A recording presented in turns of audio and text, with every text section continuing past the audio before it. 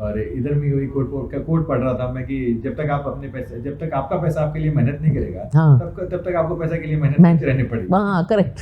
तो आप मेहनत करिए लेकिन पैसे से भी मेहनत करवाइए। एक तरफ देखें तो इंडिया के चारों तरफ आज एक बहुत पॉजिटिव नैरेटिव्स बन रहे हैं। हाँ। आत्मनिर्भर भारत, विकसित Bharat, golden decade, $10 trillion economy, third largest economy.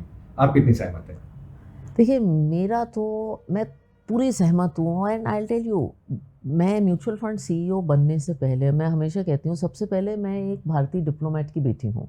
मेरे फादर ने इंडिया को बाहर रिप्रेजेंट किया है 1976 से, और मैंने तब देखा है ये जो आज आप इतनी अच्छी चीज़ें कह रहे हैं, 1976 में इंडिया की स्टोरी बताना बहुत मुश्किल होता था।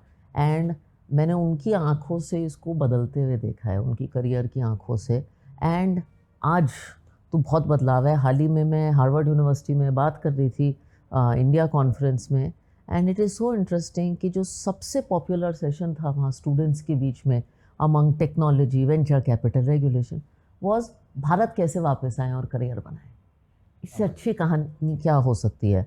इकोनॉमिक डेटा सबको पता है। आई थिंक अगले 10 साल भारत के लिए बहुत अच्छे होने वाले हैं, और 3 कारण हैं मेरे हिसाब से। एक तो आपकी डेमोग्राफिक्स है, आपकी पॉपुलेशन इतनी यंग है और आपकी पर कैपिटा इनकम दुगनी होने वाली है, इसलिए हर शहर में आपको कंजम्पशन में एक्सप्लोजन दिखता है।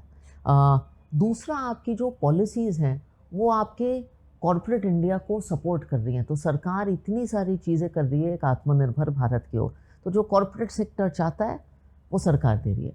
और तीसरा जो मैंने एक इन्वेस्टर के तौर पे भी देखा है, शार्क टैंक जज के तौर पे भी देखा है, इस देश में एक एंटरप्रेन्योरशिप का जो एनिमल इंस्टिंक्ट है जो इस देश को अगले 10 साल में बिल्ड करेगा, वो मुझे इनक्रेडिबल लगता है।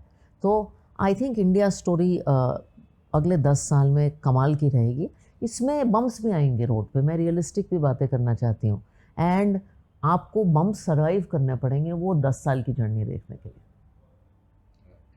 और हम भी अगर देखते हैं तो आज के दिन निवेशकों का भारत पे भरोसा बहुत मजबूत। हाँ, मैं आपसे पूछने वाली थी, आप जब निवेशकों को देखते हैं तो वो कैसे देखते हैं अगले 10 साल के भारत के निवेश को? राधिका जी, उनका भी भारत पे भरोसा बहुत मजबूत है। और एक होता है कि एक्शन में और एक होता है दिमाग में। जब हम एक्शन में वो मजबूती देखते हैं तो कन्विक्शन आता है। जो इन्वेस्टर्स कुछ साल पहले तक म्यूचुअल फंड में निबलिंग करते थे, एक बहुत ही हम्बल अमाउंट की एसआईपी या वन टाइम इन्वेस्टमेंट, पर अब वो आगे से खुद से आगे आ रहे हैं चल के, और वो इंक्रीमेंटल जो इन्वेस्टमेंट है वो परसेंटेज में इंक्रीमेंट नहीं है, मैनीफोल्ड है। वो उनको उनका इंडियन ग्रोथ स्टोरी पे जो कन्विक्शन है वो दर्शाता है। एंड चाहे वो ग्रास रूट इन्वेस्टर्स हो चाहे HNI, they are really convinced about India growth story. बहुत अच्छी बात है। इवेंचुअली ये लोग हिंदुस्तानी आदमी बहुत मेहनत करता है पैसे कमाने के लिए, उसके पैसे को भी उसके लिए मेहनत करनी चाहिए, तो बहुत अच्छी बात है। और इधर भी वही कोट पढ़ रहा था मैं कि जब तक आपका पैसा आपके लिए मेहनत नहीं करेगा, तब तक आपको पैसे के लिए मेहनत करते रहनी पड़ेगी। हाँ करेक्ट। तो आप मेहनत करिए लेकिन पैसे से भी मेहनत करवाइए। म्यूचुअल फंड निवेश बाजार की जोखिमों के अधीन है। योजना से जुड़े सभी दस्तावेजों को ध्यान से पढ़ें।